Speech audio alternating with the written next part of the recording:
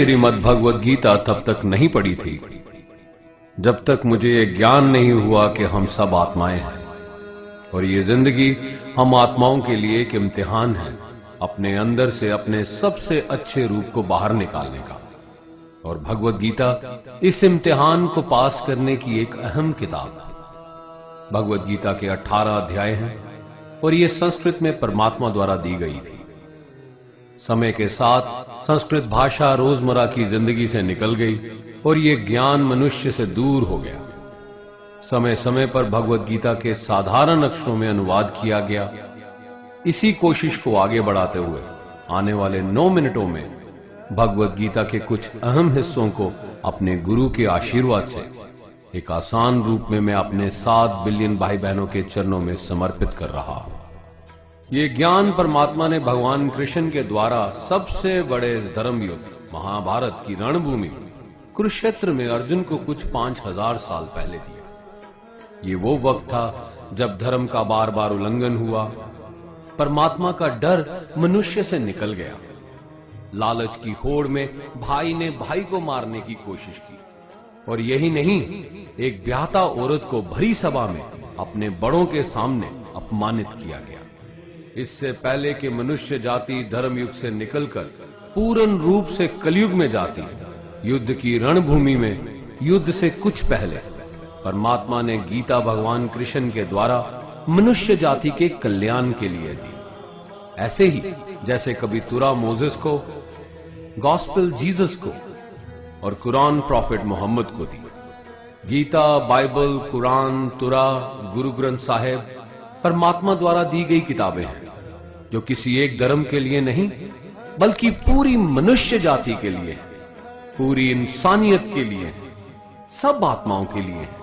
क्योंकि ये आत्मा को परमात्मा के बारे में, उसकी सृष्टि के बारे में और सबसे अहम ये उन कायदों के बारे में समझाती है जिनका आत्मा को मनुष्य के रूप में हर हाल में पालन करना होगा, रक्षा करनी होगी। और इन्हीं कायदों की बुनियाद पे एक आत्मा को शरीर त्यागने के बाद परखा जाएगा और इस परीक्षा से पास होने पे हमेशा के लिए इस जन्म और मृत्यु से मुक्ति मिलेगी। परमात्मा भगवद गीता में कहते हैं कि मैं ही सबकी शुरुआत हूं, मैं शुरू से भी पहले था और सब खत्म होने के बाद भी रहूंगा। सब मुझ में है और मैं सब में हूं।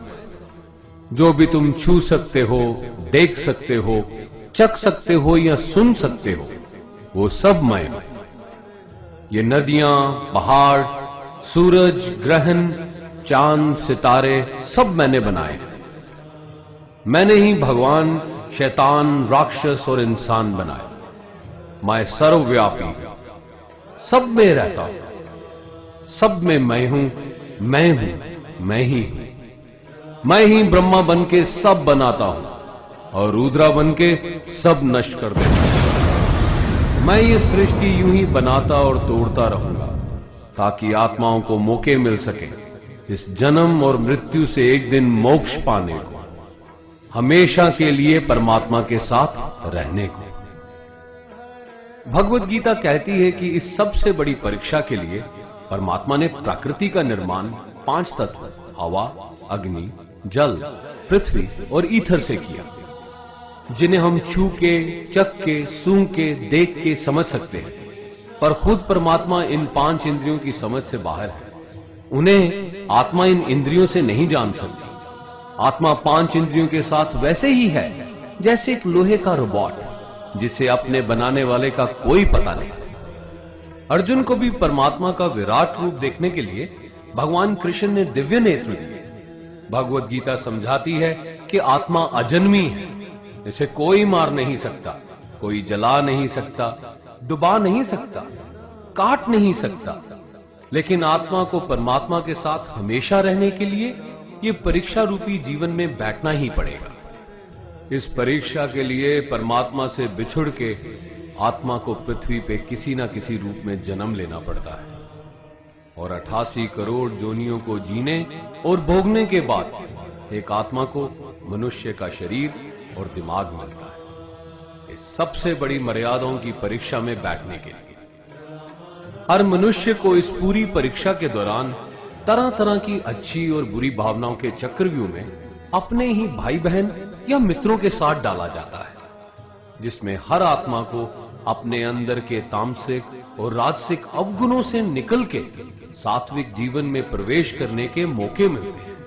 हमारे तामसिक गुण वो हैं जो हमारे अंदर हीन भावना पैदा करके हमें खुद को उदास और नुकसान पहुंचाते हैं, और हमारे राजसिक गुण हमें ईर्ष्यालु और लोभी बना के दूसरों के प्रति नुकसान पहुंचा सकते हैं। इस परीक्षा के दौरान हर आत्मा को तामसिक और राजसिक गुणों को खत्म करके अपने सात्विक गुणों से परिचित होना पड़ेगा। सात्विक गुण वो हैं जो आत्मा को अपने आसपास की हर चीज से जोड़े और उन्हें प्यार करना सिखाते हैं। परीक्षा के दौरान हर आत्मा को जीवन के चारों स्तर धर्म, अर्थ, काम और मोक्ष का ज्ञान पाके ही मुक्ति मिलती है। यही वो द्वार है जिन्हें समझ के ही आत्मा परमात्मा को समझ सकती है। पहला द्वार धर्म का है और शेर इसका प्रतीक है।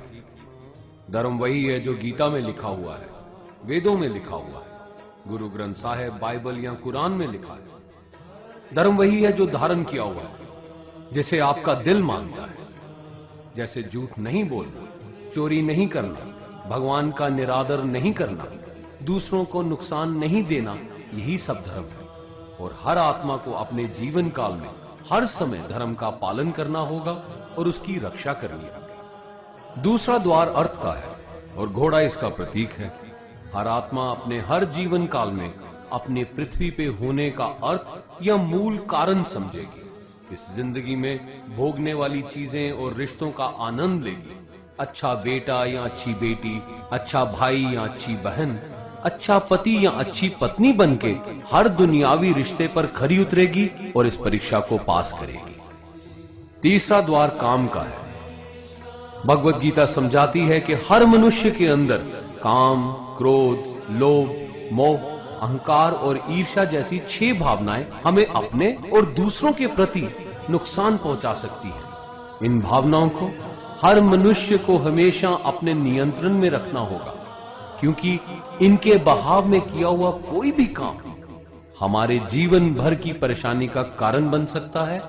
और एक आत्मा संतोष और सादगी से इन भावनाओं पे हमेशा के लिए विजय पा सकती है। चौथा स्तंभ मोक्ष का है और हाथी इसका प्रतीक है। इस परीक्षा रूपी जीवन में हर मनुष्य हर समय कुछ इच्छाएं रखता है।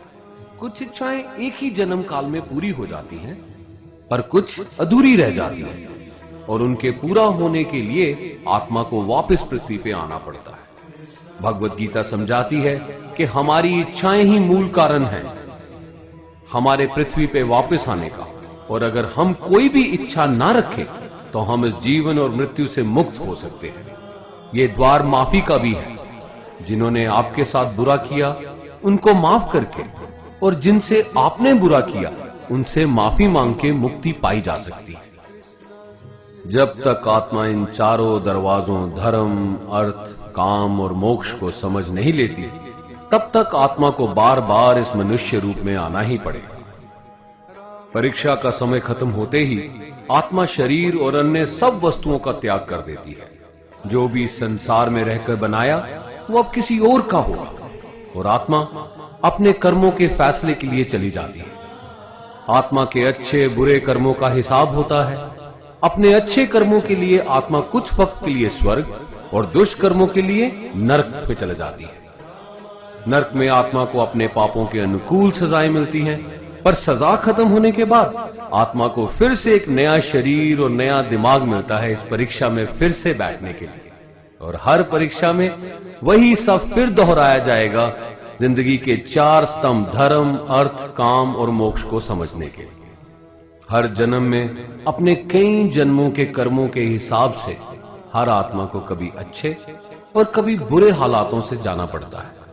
लेकिन जब तक आत्मा परमात्मा के साथ योग को नहीं समझ लेती, वो मुक्ति नहीं पा सकती। भगवत गीता समझाती है कि मनुष्य अपने शरीर, दिमाग या दिल से भगवान को पा सकता है। शरीर द्वारा किए कर्मों के माध्यम से परमात्मा को पाने को कर्म योग कहते हैं। ऐसे कर्म जो परमात्मा की इच्छा से हो और दूसरों के कल्याण के लिए हो। वाल्मीकि ने रामायण लिख के श्रवण ने अपने माता पिता की सेवा और उन्हें चारधाम की यात्रा करवा के, मदर टेरेसा ने अपने प्यार और सेवा के माध्यम से, और मैडम क्यूरी ने वैज्ञानिक खोज में अपने जीवन का बलिदान देकर अपने कर्मों द्वारा परमात्मा को पाया। भगवत गीता समझाती है कि एक आत्मा दिमाग से भी परमात्मा के साथ योग लगा सकती है। इसे राजा योग कहते हैं, क्योंकि दिमाग या मस्तिष्क सब इंद्रियों का राजा है। एक मनुष्य अपनी आस्था, सांस प्रणाली, आसन, अभ्यास, साधना और तपस्या से परमात्मा को इस योग के रास्ते पा लेता है। इस योग को समझने के लिए हमें अपने अंदर की एनर्जीज यानी चक्रा और कुंडलिनी को समझना पड़ेगा। आत्मा मस्तिष्क से मेडिटेशन या ध्यान लगा के परमात्मा के साथ योग लगा सकती है। शंकराचार्य, स्वामी परमहंस, स्वामी विवेकानंद और उनके जैसे कई योगी इस योग के रास्ते परमात्मा के साथ संधि लगा पाए। परमात्मा भगवत गीता में कहते हैं कि अगर किसी आत्मा को धर्म ना भी समझ आए, योग ना भी समझ आए, पर अगर वो मेरी शरण में आ जाए तो मैं उसके सारे पाप माफ कर देता हूं। परमात्मा को ऐसी दिल की गहराइयों से पुकार के पाने को भक्ति योग कहते हैं। चैतन्य महाप्रभु, मीराबाई और भगवान हनुमान इस योग के सबसे बड़े उदाहरण हैं। लेकिन कभी आत्मा अपने होने का मूल कारण भूल के धर्म का उल्लंघन करे या पाप के रास्ते पे निकल जाए तो उसे ठीक करने के लिए परमात्मा खुद किसी रूप में पृथ्वी पे जन्म लेते हैं। आइए श्री भगवत गीता, गुरु ग्रंथ साहिब, तुरा, बाइबल, कुरान या ऐसी किसी भी दीनी किताब को पूरा पढ़ के इस जिंदगी के असली मायने समझें और परमात्मा के साथ योग लगाएं। अगर आपने इसे पसंद किया तो इसे औरों को बांटिए ताकि सब आत्माएं अपने यहां होने का मूल रूप समझ सकें और इस जन्म और मृत्यु से मुक्ति पाके हमेशा परमात्मा के साथ रह सकें। धन्यवाद।